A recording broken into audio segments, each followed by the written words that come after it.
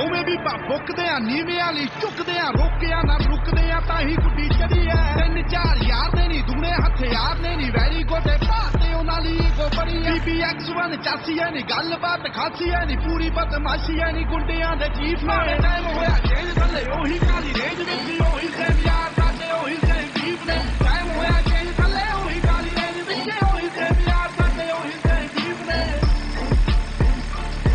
ਸਾਡੇ ਉਹੀ ਸੇਮ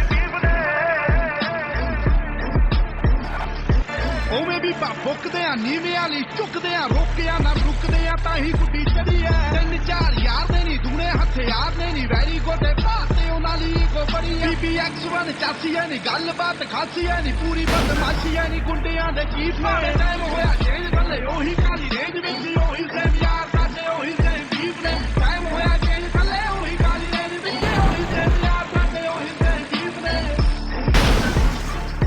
ਸਾਡੇ ਉਹੀ ਸੇਮ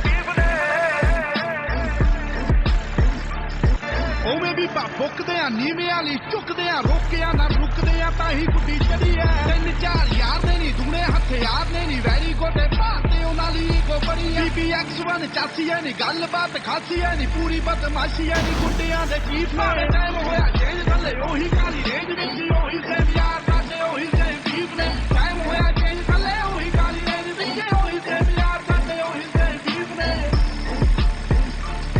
ਸਾਡੇ ਉਹੀ ਸੇਮ ਉਵੇਂ ਵੀ ਬੁੱਕਦੇ ਆ ਨੀਵਿਆਂ ਲਈ ਝੁਕਦੇ ਆ ਰੋਕਿਆ ਨਾ ਰੁਕਦੇ ਆ ਤਾਂ ਹੀ ਗੁੱਡੀ ਚੜੀ ਐ 3-4 ਯਾਰ